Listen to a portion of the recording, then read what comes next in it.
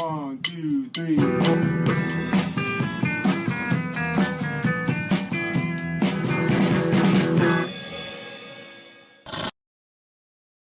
Hello and welcome to Dopey, the podcast on drugs, addiction, and dumb shit. My name is Dave. It's a huge honor.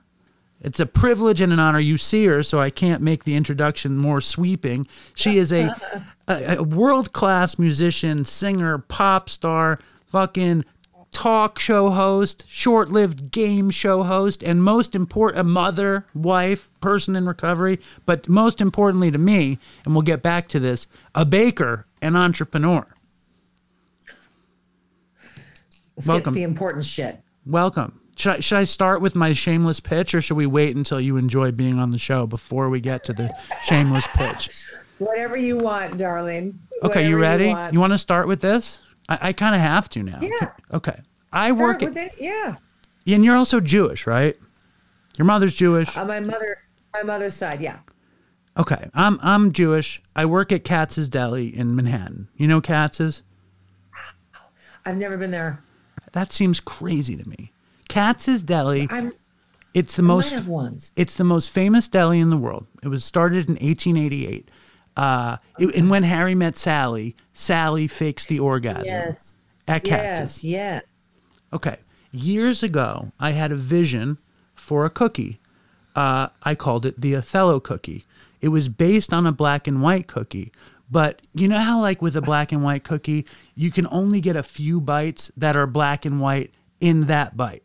So my vision was to make a two-sided cookie where it's black and white in every bite. Oh. Okay? You know what I'm saying? We call it the Othello cookie. I'm listening.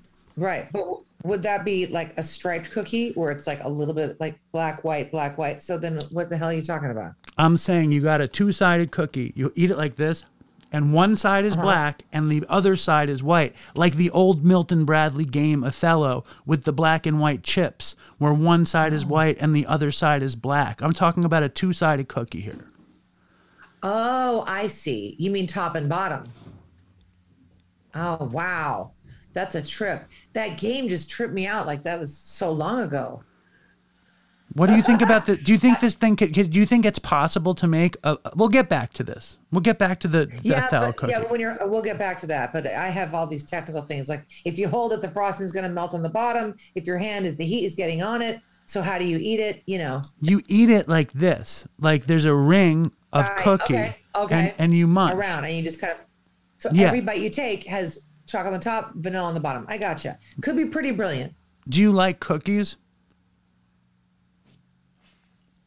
Do I like cookies? Have you ever tasted the Le Petit Écolier cookie, which is kind of a shortbread biscuit with dark chocolate or milk chocolate on the top, shaped like a little schoolboy? Delicious cookie. You familiar with this cookie? It's not a shortbread cookie, is it? It's biscuit-like. Yeah. I love all cookies. Me too. Except I'm not, like, what do you say, macaron or whatever?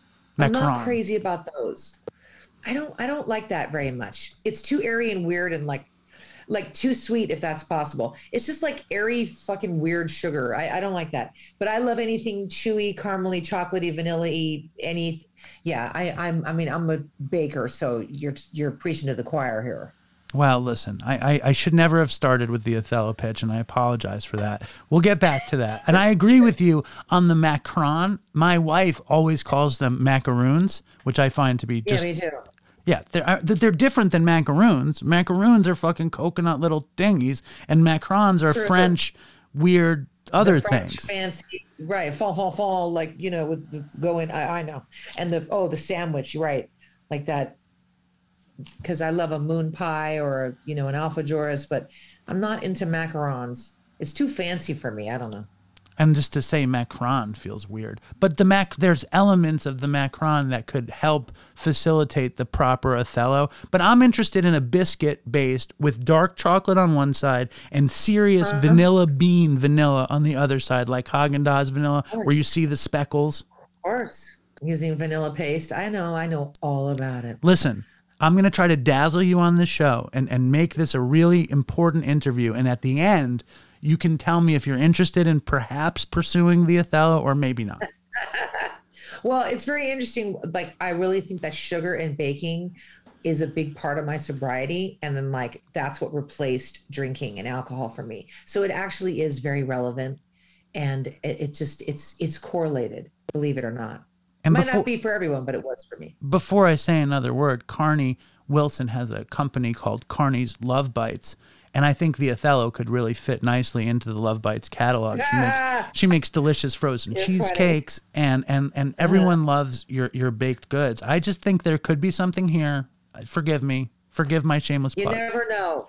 You never know. You never know. I dream of desserts. I dream of products. So you're talking my language here. I believe that we can sell it in Whole Foods and Dean and DeLuca's, and we could even sell it on the counter in small grocery stores as a bougie reinvention of the New York City classic. Because a black and white cookie is not that high quality. It's like, it's spongy. Right. There's no real vanilla. It's bullshit if you really want to. No, I know. Depends on the bakery though, but there's nothing worse than getting a dry cookie and that you're just, you're disappointed in. I went to Magnolia Bakery in New York yesterday, or no, the day before yesterday. I was in Manhattan and I was so excited, and I even put it on Instagram. And it's like, I love Magnolia Bakery. They have a few. I have the cookbooks. It was dry, and the holy shit, they got to watch out. That was spoiled milk frosting on that red velvet cookie. I had to spit it out. What the hell was that? That's disgraceful. I was so disappointed. Disgraceful. It's horrible, but I don't want to put anyone down. Like, I don't want to talk bad about anyone because that's not kind, but they got to fucking get their shit together because that was not okay. I'll tell you, Magnolia Bakery was the spot in the West Village, a classic spot that had classic chocolate buttercream icing. That's where I should have gone. Yeah. They have really good, the best thing that I ever had from Magnolia is a double chocolate brownie. Fucking intense brownie. But they started franchising, and they put a spot in Penn Station, and they put a spot by Radio City Music Hall. And I think that their ability, and I know that Dopey has the ability to topple Magnolia Bakery, and I look forward to the challenge of toppling Magnolia Bakery. But I'm more upset that you were in Manhattan yesterday, and we could have done this in person. When did you flew home last night? No, we had a flight cancellation on Monday.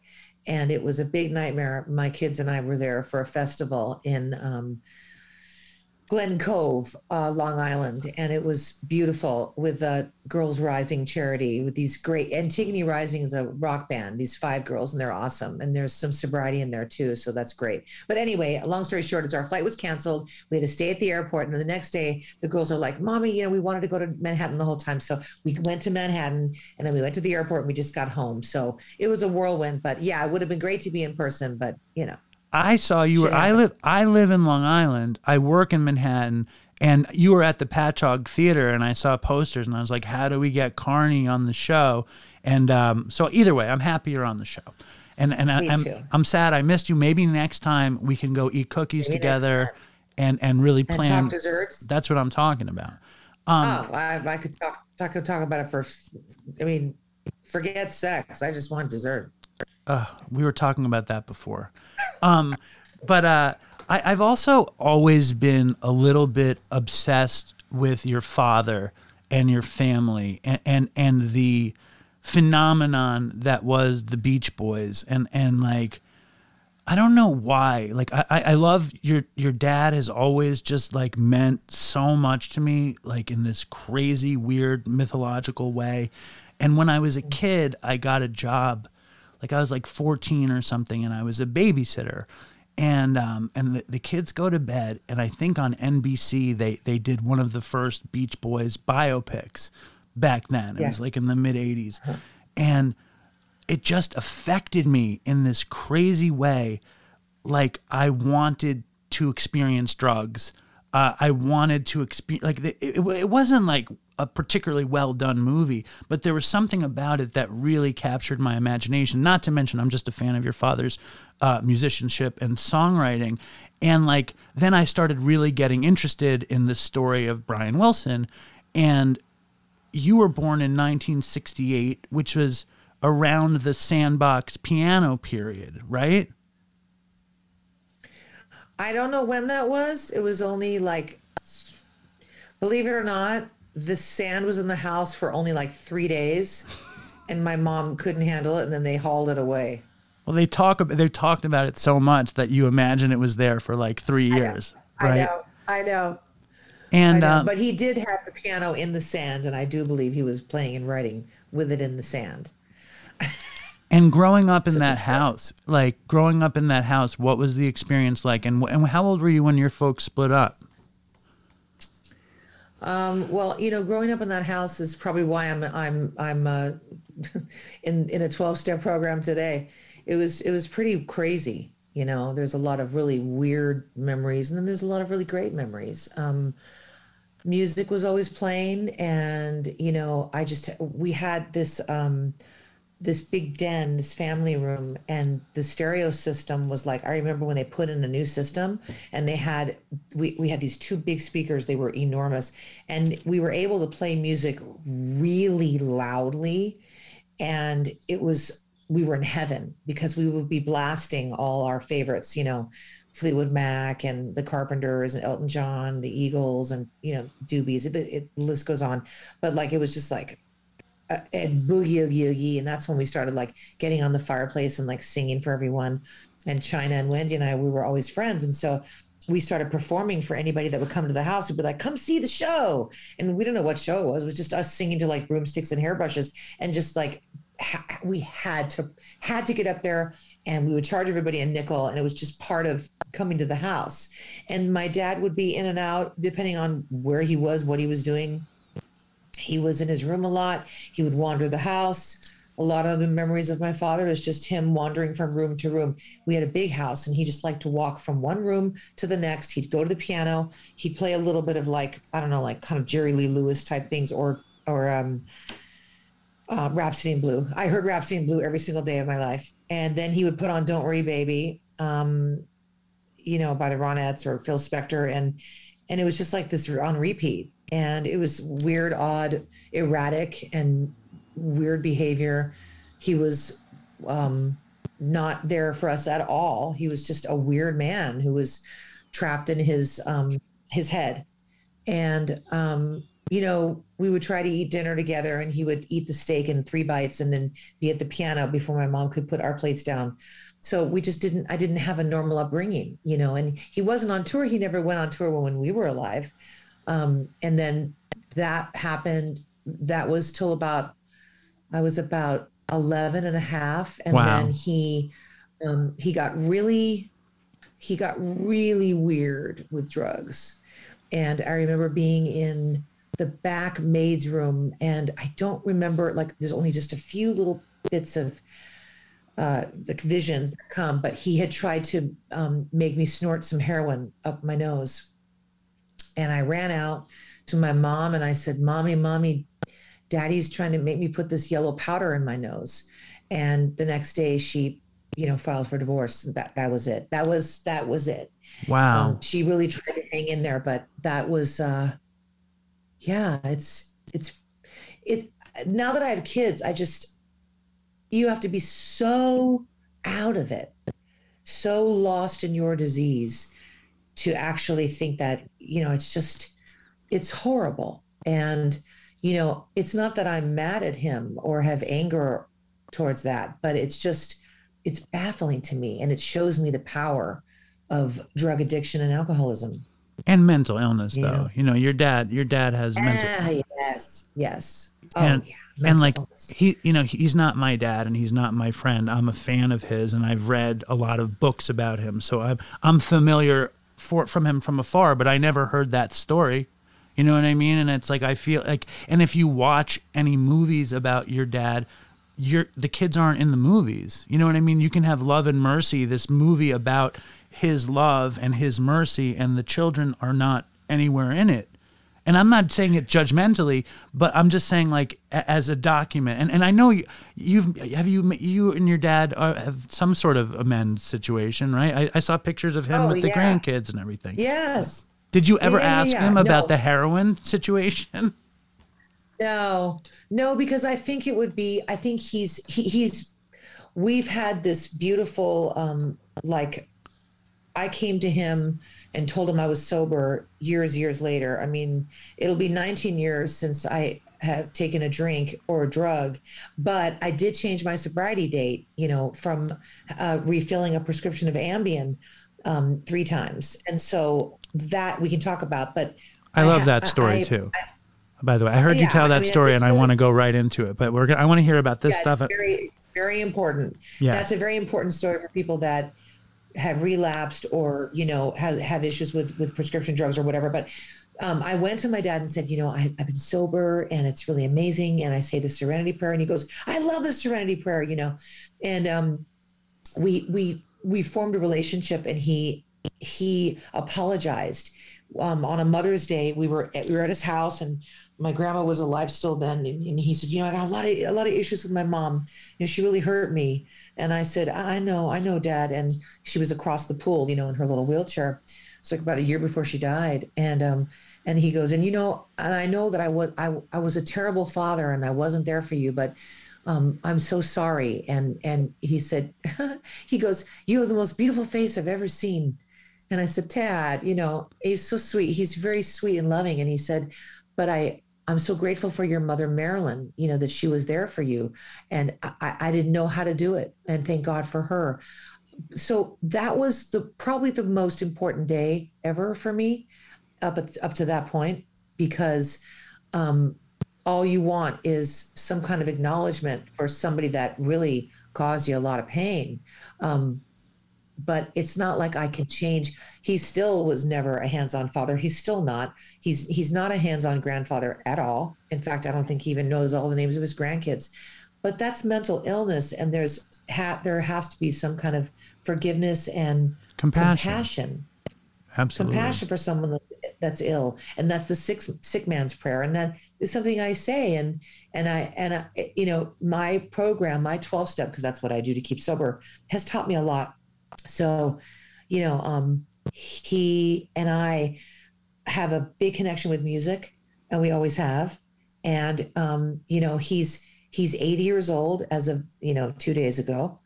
He's really getting older. He's got back problems and he's very scared to be old. He is tripped out about being old. And he asks me every time I see him, how old are you? You're not 54. There's no way. No, you're not.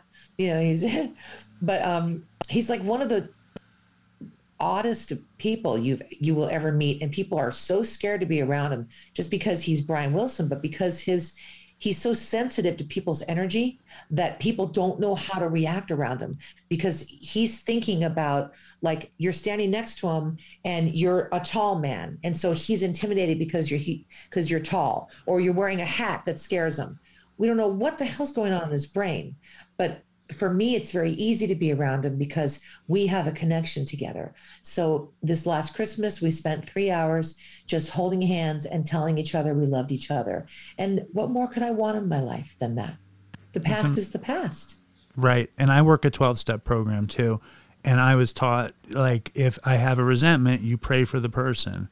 That's the only way to deal with the resentment. There's no other way to deal with it. And I'm sure you prayed like hell for your dad. And it sounds like he really came around. And, like, that's really incredibly beautiful to me. And I love that. And I have such a crazy space in my heart for him. I don't know why. I'm such a fan of his. And I love him, like, in this weird way.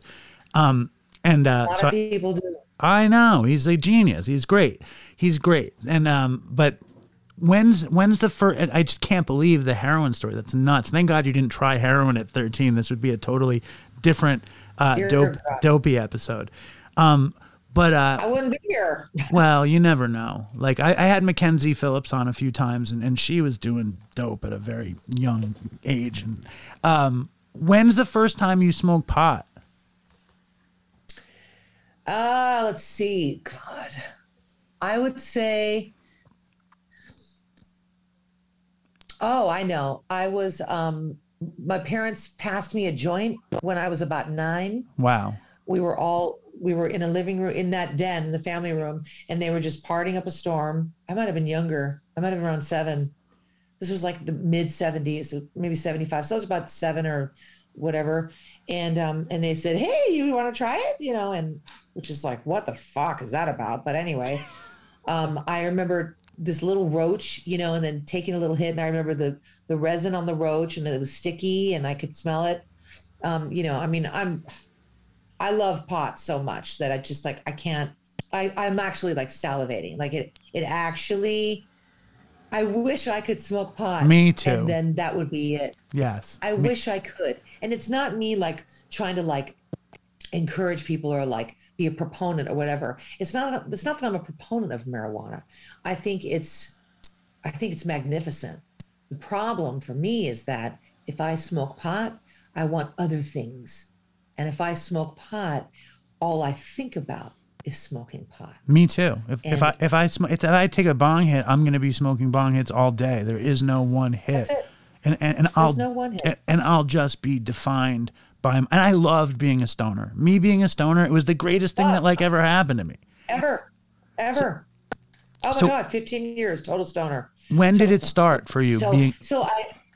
Well, it started at 15. I was at a Weight Watchers camp, and it was like torture because we were, you know, trying to lose weight, and I used to bring posters of hamburgers on my wall and pictures of burritos, and we used to pay I have so many stories. Oh my God, pay the counselors to go get, you know, loaf of bread and jam. I once was smoking a cigarette at 15 in the dorm room, and I had a jar of Jif peanut butter with a Twix sticking out of it, and I locked myself out of the door with a burning cigarette on the desk. And I had to call the counselor and say, because, you know, either the place was going to burn down or I was going to be guilty. I had no choice. So I said, not only is there a burning cigarette in the room, there's a jar of Jif with a fucking Twix sticking out of it at fat camp. It was the classic.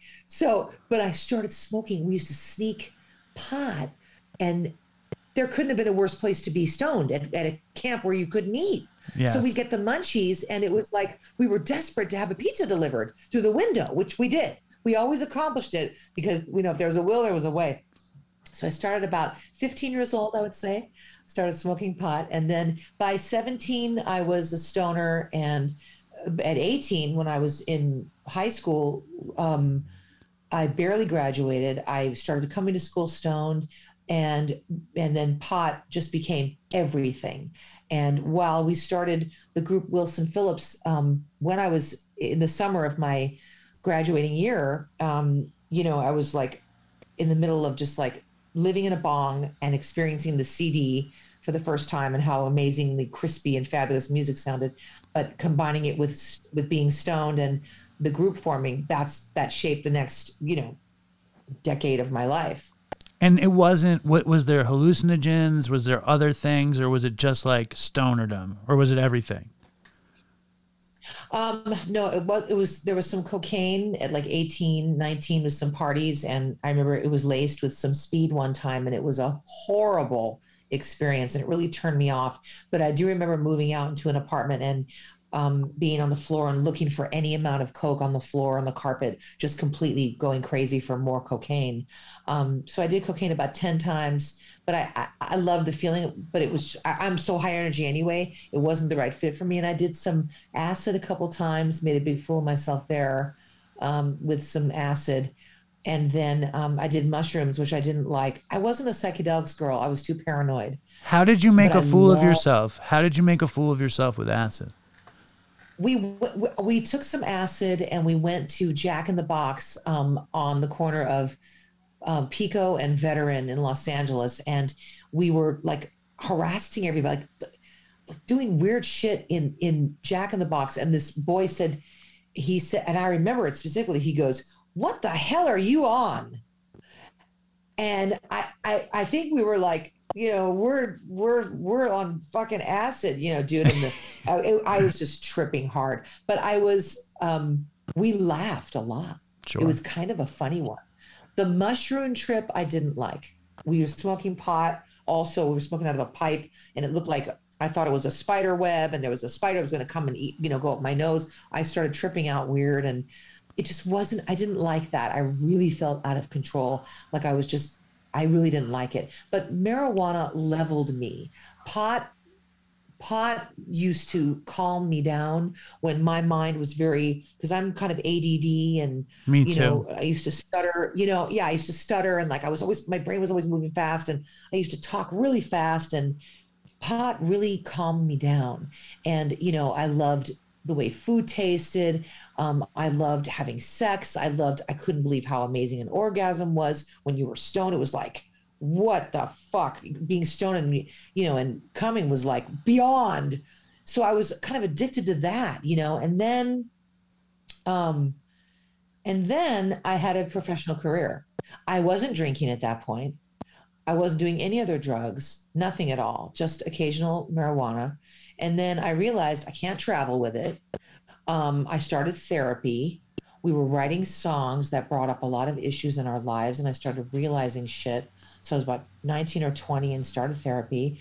And my therapist was like, you can't come to therapy stoned. So I embarked on this kind of like self-awareness, self-healing journey with my therapist, trying to not smoke pot anymore.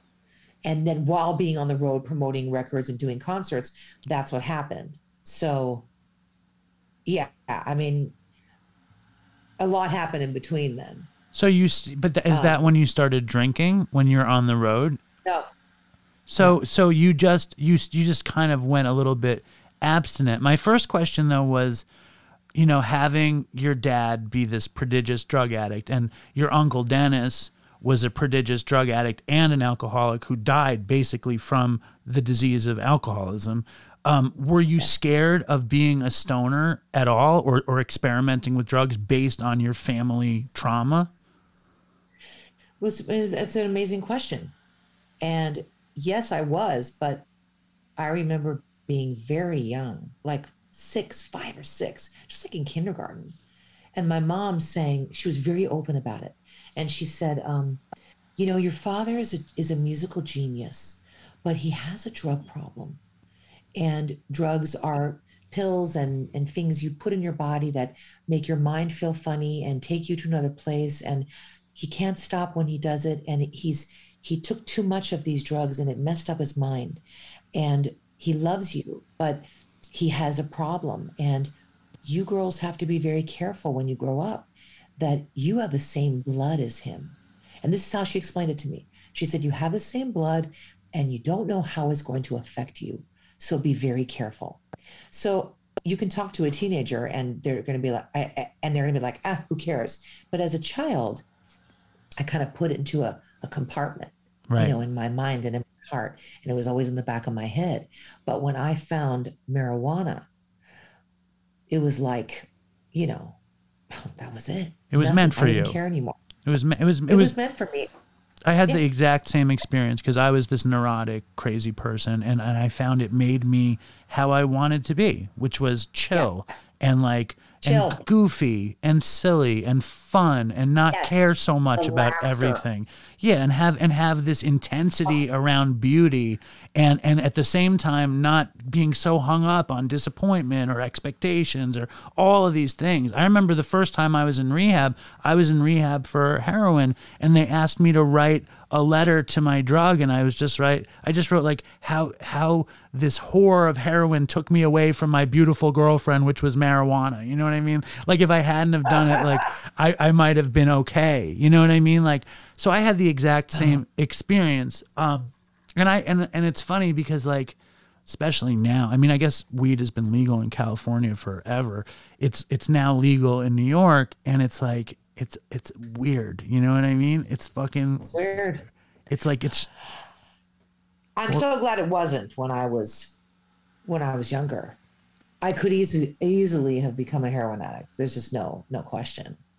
I'm just glad it wasn't that available. I mean, I did everything I could to score, and I knew I was an addict when I just could not deal with not having my bag of weed. Right. And I felt shameful about it, but at the same time, slightly entitled,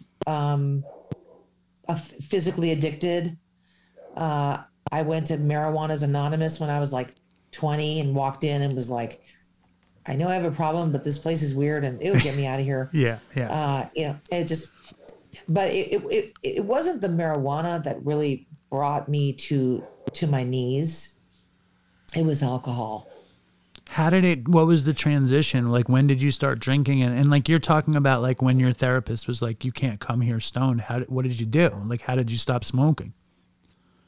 I just wouldn't come to the session high. And I built a very beautiful relationship with him. And I still talk with him occasionally, but we've been through a lot together, and he's really helped me. And he said, Alcoholics Anonymous could be really great for you if you want to admit that you're an alcoholic. This was years later, but as a pot addict, I mean, I could stop for periods of time.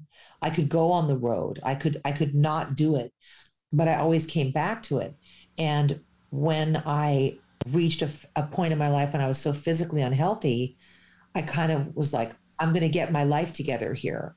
I was living alone. I broke off an engagement with a guy. We were engaged, and he died, by the way. He died of alcoholism. But we were very unhealthy together, and I wasn't even drinking at that time. But when we broke up, I felt very lost. I was broke. I was working at a needlepoint store, but I wasn't doing drugs or drinking, and I was just very unhappy and very physically. It was about 320 pounds. Wow.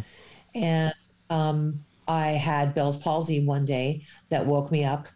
We talked about that. It woke me up. I thought it was a stroke, and it really, set me in line. And I decided to have a gastric bypass, and I lost a bunch of weight, and I met this guy, and we're married now 22 years. But I started drinking when I was about 130 pounds down, and I just didn't recognize myself anymore. I looked in the mirror, and we didn't have kids, we were living in Philadelphia in Manayunk. And I would lay my head on his chest every night in bed, and I would just cry. I don't know who I am. I can't look in the mirror. I don't know who I am. I don't recognize myself, and I couldn't, and I started to want to escape from those feelings like I was so used to doing. And having been through some therapy and having, being 31 years old and just naturally more evolved from life experience, I was more in touch with the fact that I was really trying to escape, and that I couldn't handle these feelings, and newly married. So I started looking, if he had a stash, so I was looking, I'm like, do you party? Because I remember he's in a rock band, and he wasn't a partier. He was a normie, and is a normie. But I noticed, he goes, yeah, I have a stash, and I'll smoke pot once occasionally. But I took his stash, and I'm like, I didn't understand that. So the minute I started smoking his pot, I took all his stash, and it was shitty weed with seeds everywhere. It was old, annoying. probably. He wasn't smoking it. Yeah. Old and headache kind of stone, bad. Yeah. But I would roll the joints, and I would just, deplete his little stash. And so I started drinking wine. That was my first, kind of intro into my, the big drinking. And I loved it. And I lived away from my family. I missed everyone. And I was starting to party, and then I became really uninhibited. And then I started feeling more comfortable in my body, because I was always horny and wanted to dance, and just got I was size 6, and I was feeling sexy finally for the first time ever. And alcohol was great for that. So Rob started performing at clubs, and I would go to the clubs. And that's when I started to get really wasted, a lot of vodka. And then vodka became my choice. And I would just, oh God, I did many things that I'm ashamed of. I would basically, I don't know, I told Sean Penn I wanted to fuck him in an elevator. I humped a cone outside a sushi restaurant. Then my hernia popped out, and I had to lay on the ground, and then fucking somebody pushed the hernia. Oh God. I got drunk at Neiman Marcus, and I wound up with $1,000 bill. I drove home drunk. Apparently I bought everybody in the upstairs Neiman Marcus in Beverly Hills the lobster roll. Nice. Very generous. Very generous, but and I was a very sappy drunk. I was very loving and emotional. I told everybody how oh God, I was like, you smell so good. I love you. You know, everything was really mushy and I love you. And I was never belligerent or weird, but it was just so sad and pathetic. And I never felt I mean, pot had me, you know, by the throat, but alcohol, Jesus, it was a lot more powerful than marijuana. And Rob, I was 31 and Rob went away to Weed, California. Nice. To make a record. Yeah, Weed, California, to make a record with Sylvia Massey, a producer. And he had to stay up there for about 10 weeks. And he left. We had no kids. I was in a big house in Tarzana, all by myself, drinking away. And he would call me and I would be pissed drunk. And he'd call me and say, are you drinking? And I'd say, no, I'm not drinking. No, I promise I'm not. And I knew it was the end of my drinking because I was calling everybody that I knew and loved and saying, do you think I'm an alcoholic? Do you think I'm an alcoholic? Because I think I have a problem because I, you know, and honestly, when I knew that it was time is when I wanted to drive my car off the cliff. I was going down Coldwater Canyon. I was like, you know, I can't stop drinking. And, you know, really, what's the point here? You know, if I can't drink, I'm going to I don't want to feel this sadness. I'll just drive my car off the cliff. You know, I was never, ever had that. But the alcohol was so powerful over me. I just thought, I'm either going to give it up and give this a shot, or I'm going to give up. And I chose to, and I remember one day, I'm just going to fast forward because there was a whole experience with a ghost that pulled the covers down my leg. Wait, we have to, hold up. We have to hear the ghost story. Let's hear the ghost story. Oh, fuck. Well, in Weed, where Rob was staying, he said to me after like a week, you're not going to like this place, because I missed him so much. I was full on drinking and I said, I have to see you. You know, I miss you, baby. And he said, well, it's not the Ritz-Carlton. You're not going to like it. There's ants in the kitchen. And it was an old movie theater that Sylvia converted to a studio. There was an apartment above. And he said, I'm staying in the apartment. It's the middle of July in the summer. It's hot as fuck. It was 115 degrees. It was record high heat. And I went there and I walked into the apartment above the theater. And it was really weird feeling. And we went to sleep and there were 2 twin beds. We were each sleeping in a different bed. And I remember in the middle of the night, something yanked the covers off my legs, like the covers really hard and really fast. And I felt that, you know, like when you have a blanket and you have like when you move it real fast and you hear the electrical, you feel it, the current. Yeah, totally. Well, I felt it to my ankles. And I woke up, I went, what the fuck was that? You know, and I looked and the covers were off my legs and somebody pulled the covers down. And I looked at the clock across the room. It was like a little LED red light, 2:34 a.m. And I said, Rob, honey, wake up.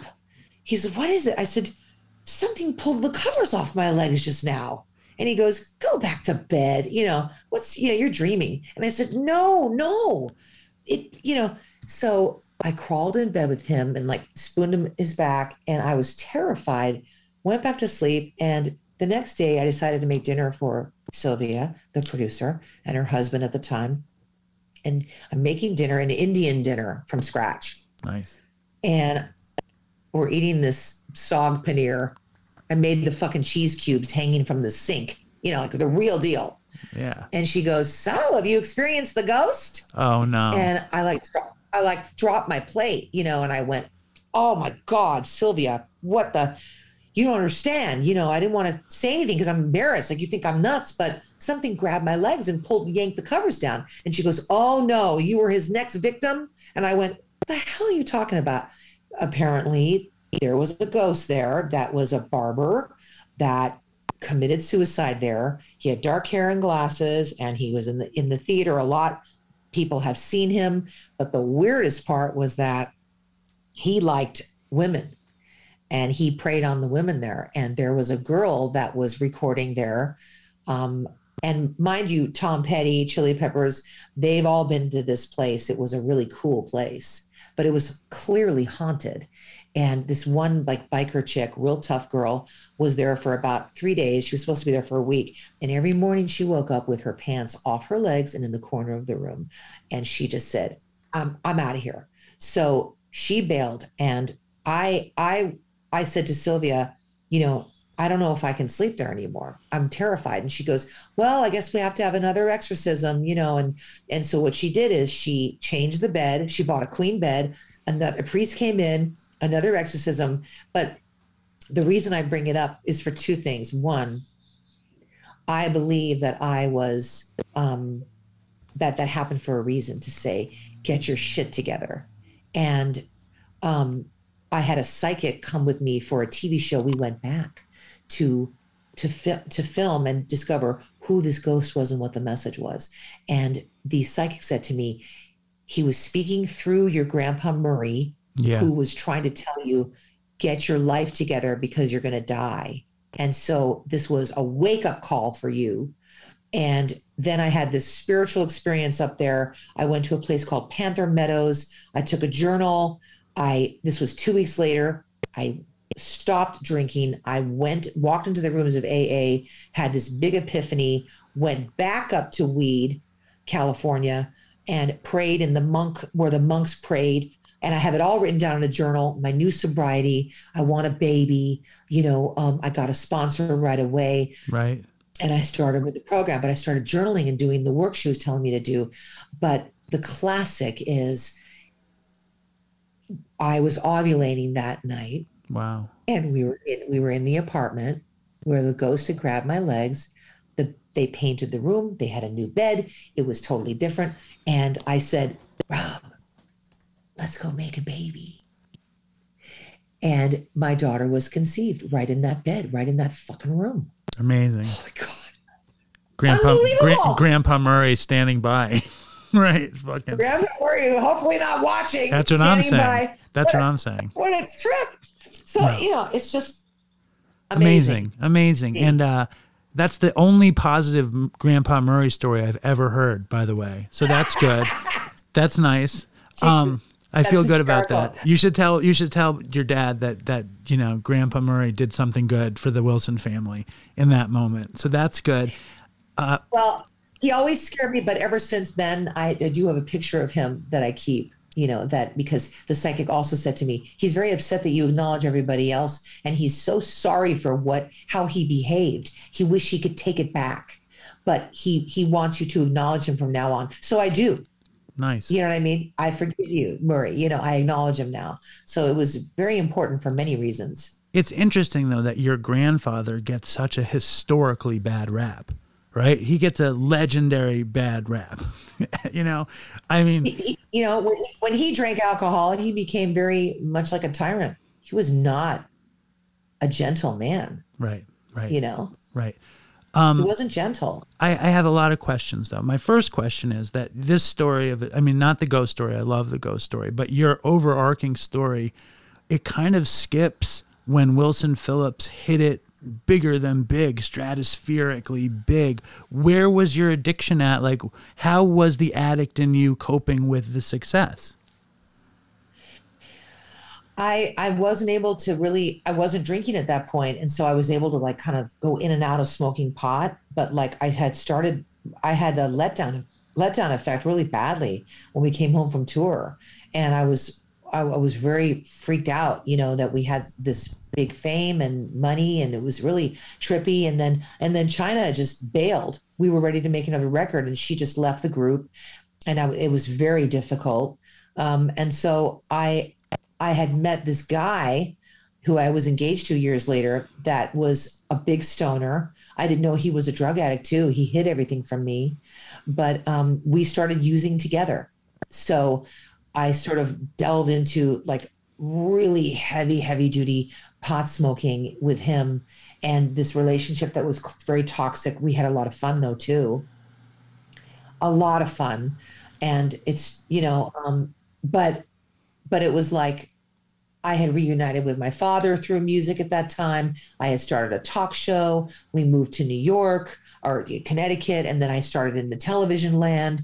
And I was just, just kind of smoking but not drinking, and then it wasn't until after that breakup, I had gotten pregnant and had a miscarriage, and he had taken all my medication, and I was in so much pain, and poor Steven was such an addict.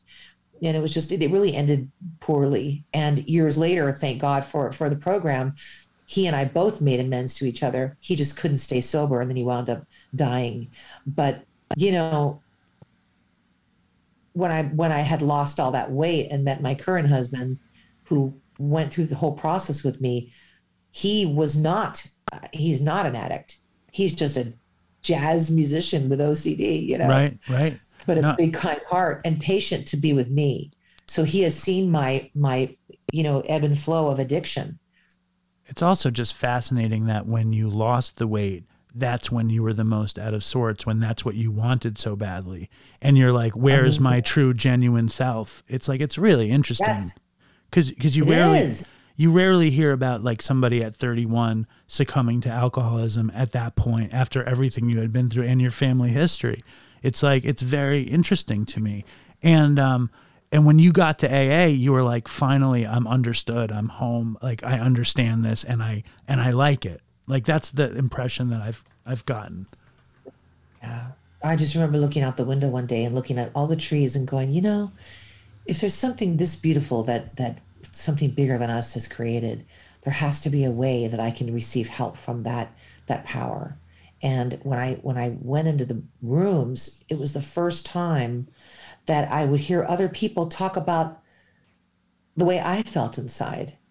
And it's like, and then I heard this lady spoke. She was from New York. She was really funny, and I really liked her. And I was like, you know what? I think I want her to kind of be by my side and I guess take me through these steps, And I loved it. I couldn't wait to get into the work. But one day at a time, it was like, I was sober. I wasn't, and honest, I was sober for the first time ever. And it was like a real experience. I was like, what is keeping me from doing that, from drinking or using? I really don't know, but it's something that it's not me, and then you kind of get into the steps, and you accept that power bigger than you, and you can feel sane again, and you can just go through these. And I did my step 4. Dad was a big part of it. And, even my mom was, and I did the work, and I've had the same person, the same sponsor for almost 19 years. And we've been through a lot together, and now I'm sponsoring someone. She's a singer. She's amazing. Is it Ariana? Is it Ariana? What's the woman's name? Is it, I'm going to fuck up my joke. What's the woman who says Callie sober? Kelly Osbourne? No, that woman. It's a very famous singer. Not Miley Cyrus, Howie. It's a very famous singer who, it's not Ariana Grande. She says Callie sober because she smokes weed. Fuck, I ruined my joke. Oh yeah, Demi Lovato. Is Demi Lovato your sponsee? Yes, okay, good. No. Oh well, that would have been awesome. She's not. Did you find that before you were working a 12-step program, like where was spirituality for you? I loved self-help books. I was never religious. I prayed and stuff, but it would be more like, oh God, please take this hangover away, Right. Or something like that. It was nothing like I've experienced in 12-step. Nothing. It's not religious. It's spiritual. So I was confused. I thought, well, I'm reading all these self-help books, and it's like, love yourself, love your inner child. And then it stopped there. And I needed to fill the hole, I'm born with holes, and I have to keep filling them. And I still do it. I still do it with food. I still do it with anything that feels good, tastes good, smells good. I want it now. I want it yesterday. Yeah. When I go to Vegas, I'm very triggered. I walk into a casino, I start sweating.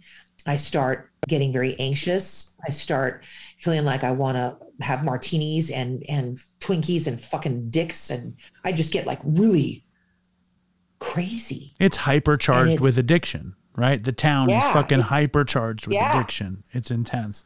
Yeah, and it's like it's not like fun. It's not the fun kind. It's crazy. I know what you mean. Yes, but it's amazing to sort of know, like, after all these years, who you are. Like, that's who I am. I'm an alcoholic and a drug addict, and I know the things that trigger me, and then life happens and things trigger me when I don't expect them to. But I have like I have something to fall back on and lean on, which is my Sober Sisters, my sponsor, my program, the tools, the things I've learned that have kept me sober through really hard times. And, you know, I was just talking about this morning with my sponsee, you know, I don't know what's keeping me sober that day. Is it God? Is it the phone call? Is it the meeting?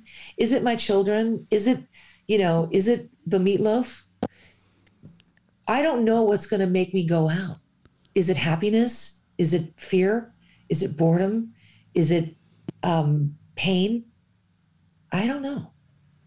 But I know that I can't live in the past and I can't live in the future. And my sobriety has taught me to, as much as I can, stay in the moment, even when the moment is really great or really bad. Sometimes, no, I get it. Sometimes, like I say, like the only thing that's keeping me sober is that I'm not using. You know what I mean? Like that every day I'm making this decision not to put a mood or mind altering substance into me. And you string enough of those days together and you're sober. And the second you do the other thing, you're not sober anymore. And it's funny because people who like, I mean, I didn't get it. I didn't get sober until I was 41. I was a heroin addict for a long time. I was on methadone for a long time. I was totally fucked, you know, and I've strung together a bunch, you know, if I make it, I'll have 7 years in August. And you know, we started the show. August what? August 13th. 13th. Okay. Why? No, because my sobriety date for my alcohol is August 4th. August 5th, sorry. The truth is, I don't even know my sober date. It was around then, and I just picked August 13th because I thought Friday the 13th was a nice choice. But like, I know one thing I want to say. Wait, one thing, the weirdest thing ever. I just raised my hand like I'm in a fucking classroom. Yes. Carnie. Yes, thank you. My second sobriety date for the Ambien is Dennis's death. Wow. Ironically. Wow. That was what that movie that I was talking about was really about Dennis. It was like a biopic about Dennis, and it showed like him, you know, your dad was with that crazy Elliot Landy, and Dennis is trying to get your dad to eat cheeseburgers with him, so they run off and do coke. Did you ever see this movie? Probably. I've seen them all, and they all really kind of suck. The only one I kind of liked is Love and Mercy, the latest one, latest one with John Cusack. I thought that with John Cusack. No, not that one. No, not that one. Which one? Not that one. The latest one called Long Promise Road. I didn't see that one. What? I didn't see it. Long Promise Road. I'll see it. I'll watch it tonight. Oh my God, get ready. Oh, I could barely watch it. It's on PBS right now. It's on PBS right now. Yeah. It's really neat. You know, he talks a lot in the car, and he's very like mellow. Yeah. I just don't like any of those. I just don't feel like they're really truthful, and you can't rewrite history. And, you know, unless you were fucking there. Oh my God, there's a cat's butthole in my face. Hi. I hate the cat. Hi. That's Onyx. I hate the cat. Cats scare me. Wow, this cat, I want it to go away. I want this cat to be done. Anyway, I actually am frightened of cats, but I was just saying that, you know, unless you're there, it's like, how do you know what happened? Of course. And I know people that's just it. So, you know, everybody wants to depict, you know, certain things, and it's just hard. It's just hard. Well, the coolest thing was the actual footage of your dad when he did Pet Sounds, and when they try to remake it in Love and Mercy with the kid. like that looked pretty close to the footage that we've all seen. But I want to hear about the Ambien story.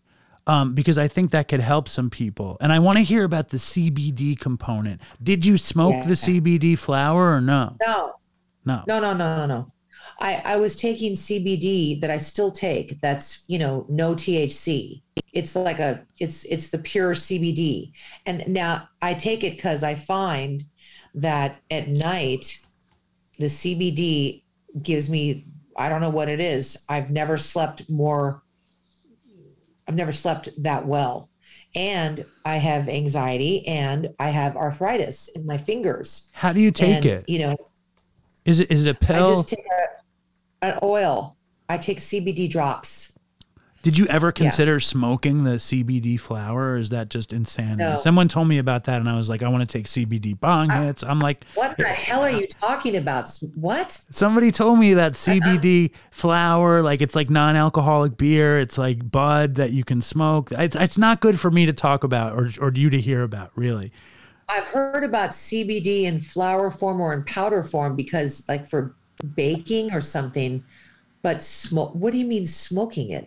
I heard, I was actually doing an interview with a friend of mine who I go to meetings with, and he had shared about people who were smoking CBD flower, and all of a sudden my ears perked up like it's like some, non-alcohol. I never was a big drinker and I never was interested in non-alcoholic beer, but you, I loved weed, and the idea of smoking something that tasted like bud and that wasn't bud appealed to me.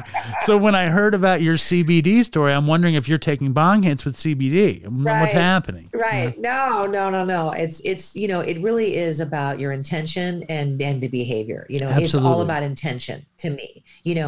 This is not something that makes me high or puts me out. Not at all. In fact, there is no effect. I don't feel any effect other than when I sleep. I've slept more soundly since I've taken it. And that's all I know, but this is with my sponsor's direction. This is not something that, the secrets we keep that will, we keep these secrets and then all of a sudden that's our behavior. It is, what is your intention? Now Ambien was something else. It wasn't the CBD that I changed my date over back in the day, even having no THC still, that wasn't that bothered me. It was the Ambien that was definitely mind altering. That was I don't care. It's not a narcotic, but I don't care what anyone says. That shit was mind altering. I had a scare with my uterus, and I had to go and have it scraped, and they had to check for funky cells. And I was so nervous. Rob was on tour. I was with the kids, and I could not sleep. Like I would call Bonnie, my sponsor, and be like, no matter what I do, it's 48 hours. I haven't slept, and I'm hallucinating. My blood pressure skyrocketed. And I called my doctor and I said, I'm in trouble right now. I'm not sleeping and I'm full on freaking out. And he said, you got to sleep, but he's in recovery too. So that was great because he's in recovery. So he said to me, look, you got to sleep, you got to take something. And I said, I can't, I asked Bonnie, and he said, I'll give you a prescription for Ambien and you take it. And, it's a little bit of a risk. I don't know if it's going to keep you asleep. It'll definitely help you fall asleep, but will you keep asleep? You might sleepwalk. You might have weird effects. There can be side effects. But the main thing is that it's very addictive, and I don't want you to, have an issue. And so and me being the addict I am, he prescribed the 10 pills. I was instantly worried and felt very scared. But the voice inside of me was like, you have to sleep, follow the instructions, talk to Bonnie, every time you take one, call Bonnie, tell her you're going to take it, you're going to get some sleep. My intention was just to take it for 2 or 3 nights and get back on a sleeping schedule. That was my intentions. But as addicts, don't we have these great ideas in our heads that we're going Sure. to do things? And, we always have the best ideas, that we make up in our head. We think we know what the hell we're doing. Well, I loved the fact that I got my sleep. I was a little groggy in the morning. I didn't have any side effects. I went to sleep. I slept and I felt much better. I got the test results back. They were normal and we were good to go. But I finished all 10 pills. And then I was supposed to go on Big Brother, and I was so freaked out that I wouldn't be able to communicate with my kids. One was 9, the other was 13. And I wasn't going to be able to communicate with them for a month. And I started freaking out. And then my blood pressure went like bad, had to go on medication. And my doctor's like, you can't go on fucking Big Brother. You can't do this. And I had a medical leave, but I was so flipped out. I said, I can't sleep. I need that Ambien. And so I actually did it with a different doctor. You see, this is what we do. But why wouldn't the first doctor prescribe you the Ambien? Well, something, I actually got it reversed. The first time was with Big Brother. No. Yeah, no. The first time was with Big Brother, and that was with my GP. The second time was with the scrape. And it was with your gynecologist. And that was my gynecologist. So she said, I don't really want to prescribe anything. I said, but I just want to get through this until I, get the results back or whatever. So that was the second time, right? But it didn't matter because I don't know if I was moving closer to a drink or not. I just know that I wasn't sleeping. I needed to sleep. And I knew that this was going to help me sleep. So did that and got the results back and it was fine. And I had 3 pills. I took them all, told my sponsor.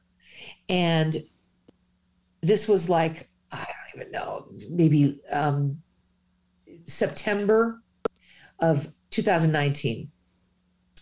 And then I was scheduled to do this lecture and I was really scared to do it. There was going to be a lot of people there. And believe it or not, I called my doctor and I said, okay, I need to have some Ambien again. Just the story. And I wound up taking it to Mexico with me. I was doing this cooking event. So I got to sleep for the lecture. I got to sleep for the cooking event. And I was on the airplane and I thought, God, a drink sounds really good right now. Right. And I called my sponsor, Bonnie, and I said, Bonnie, I'm going to drink. Bonnie, I refilled the prescription again. Bonnie, I need to change my date. We went to lunch and she said, you know, it's not a narcotic. It's not considered mind altering. You didn't drink, this is up to you. And I said, I'm waking up every day with guilt in my heart, in my heart. Right. I knew that I had to change my sobriety date and I did. And it was a big relief and I'm glad I did it. And, that was a personal decision that I made. Not everybody would do that. And it's kind of a weird area, isn't it? Well, it's about how the Ambien made you feel. And it's like, I've never taken Ambien. So like I take Benadryl when I can't sleep and I probably take it too often. Like I stopped taking it. And then like, I like taking one fucking antihistamine to sleep. I know so many people that take melatonin every night to sleep. Yeah. I take once in a while, I take melatonin, but I get very weird dreams and feel groggy. I don't really like it. I get it. But like, listen, I respect whatever you're doing. Obviously you did it because you felt the need to do it. is there ever a part of you that's annoyed? Like when someone asks you how much time you have, you're like, if I hadn't reset the day recount out of 22 years, or did you ever? Would have been 19 years. Yeah, right. No, I know. No, it's like it's not that I'm annoyed with it. I mean, I am a little bit because I'm like, oh man. Right. But I haven't had a drink in almost 19 years. Yes. That's the truth, you know? So I feel like it's the behavior that is built in me that I know I have to have that policeman in me. My policeman is my honesty. My policeman is my sponsor. My policeman is the program. Honesty is my policeman. Right. Because before you know it, you're going to slip just a little closer and closer and closer. And then all of a sudden one day I'm going to be like, I can just have a beer. Right. Or take my 0.3 THC bong hit, right? It's like, and that's then it. Or I go and I get CBD with THC. Right. Or I go and I just go, oh, it's going to help because it's going to mellow me out more. And then all of a sudden because it just is, that's the way I can speak for myself. I'm programmed like that. So that's what I've learned about myself, is to stay first and foremost honest and upfront with my sponsor. It doesn't matter if it's anybody fucking else in the world. It has to be my sponsor. It has to be Bonnie. It just has to be. She's tough. She's on me. She knows me for 2 decades. This is a woman I trust. She had a relapse and on cough medicine and woke up in a dumpster in Mexico. She had 15 years. Right. Now she has 30 years. I trust someone that thinks like me. And that's your program. And it's like, it's great. Yes. I know this woman, and she was joking. She is an alcoholic and a drug addict, and she recently relapsed on heroin and crack in England. And she's she's in England, and she was like, oh, I went to AA, but I hadn't had a drink in 3.5 years. So, she's relapsing on fucking heroin and crack, and she can say she hasn't had a drink. But it's funny, we can laugh at it. She got her one day back too. So it's funny now. Yeah. Listen, you're an incredibly inspiring guest, and I am so happy that you came on and told us some of your story. Now, what do you think about the cookie? The Othello cookie, it's black and white in every bite. I don't know. I mean, why can't you do it? I don't know. I'm not a baker. And I think I need star power behind this thing. I think we need Love Bites behind this thing. Listen, you can reinvent the black and white cookie. It's a thing. You don't want to do it. Okay, I respect that. I'm working on an Alpha Joris cookie right now. That's like a Brazilian cookie. Alpha Joris. It's probably the most fucking fucked up thing you ever put in your mouth. It's like a soft shortbread cookie that's very airy and crumbly. Okay. And then in between is dulce de leche. Yes. And it's a sandwich, and they put powdered sugar on it, and they roll it with coconut on the outside. Sounds good. It's so good that I can't even handle it. So I'm working on a chocolate one. So I'm like, that's my focus right now. But I love a black and white cookie, and I understand the idea. But I feel like I've seen that before. Stop it. Stop it. Where have you seen that? Are you kidding me? I swear to God, at like a deli, maybe it was Jerry's Deli in Studio C. Someone had a round cookie where the top was white and the bottom was chocolate. I'm gonna kill myself I'm gonna jump off the roof with this thing after this interview. Listen, I want you to check with Jerry's. I want you to look in yourself. I want you to meditate. Jerry's closed. Huh? Yeah. So look at that. We can start the Othello Empire at Katz's. We can go to Cantor's, and we can hit all the spots in between, reinventing the black and white cookie. Listen, you work on your Brazilian thing, you work on your chocolate Brazilian thing, and then you reconnect with your Jewish roots, and let's make this thing happen. You're adorable. But by the way, congratulations on your sobriety too. Okay. Thank you. I'm very excited. Yeah. I love my sobriety is the best. And I got sober. I have 2 daughters also. And it's a great motivator. It's a great lifestyle. It beats the other way for sure. Oh my God. I mean, we can still have fun. We can still do great things and live a happy life. It's not always easy, you know, it's not always easy, but I love talking about it. I also love think, it. but what you said about smoking pot, it's like if I could smoke pot casually, I would do it. If I could smoke pot casually and not be like totally obsessed and need it constantly, I would do it, you know? Of course. But that's not the way it is for us. No, it's not. And it's acceptance. You know, we know who we are. It's step one, you know. I admit.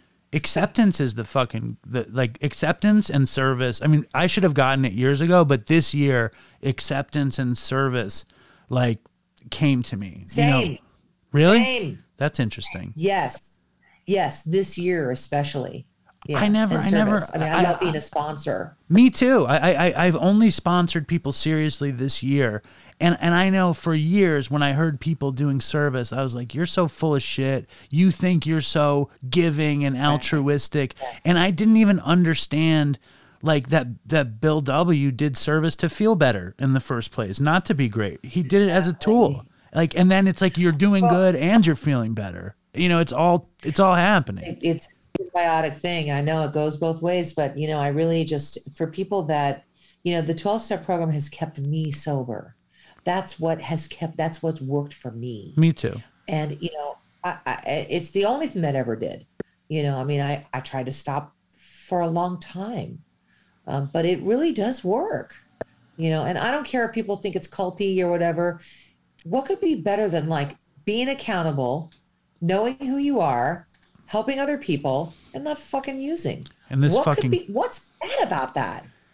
People are, it's willingness. It's all about willingness. It's like when people, I find when people hate AA or are scared of God or don't want to be in a cult, which listen, I didn't want to be in AA. I didn't understand God and I didn't want to be in a cult, but I was fucked. And in the end, I was willing to get better. So I was like, I'll do fucking anything. And it happened to be joining a cult and falling in love with God and doing all this shit. I didn't intend, I didn't expect that though. I needed to be, and people who aren't willing aren't willing. Yes. You know, I just love seeing the transformation in people, you know, and going to meetings and, you know, now it's 75% of the meetings, I guess, would be on Zoom, but how beautiful that we have that ability, you know, to see more people at one time and just get to a meeting every day if we need to, you know, at any time. And it's amazing to see people change their lives for the better. And when they just dive in and they get a sponsor and they get, you know, they start making some phone calls and trusting somebody with their shit inside that they're so ashamed of, you know, and know that they're not special. Their shit stinks. Just like everybody else. We're all in the same goddamn boat.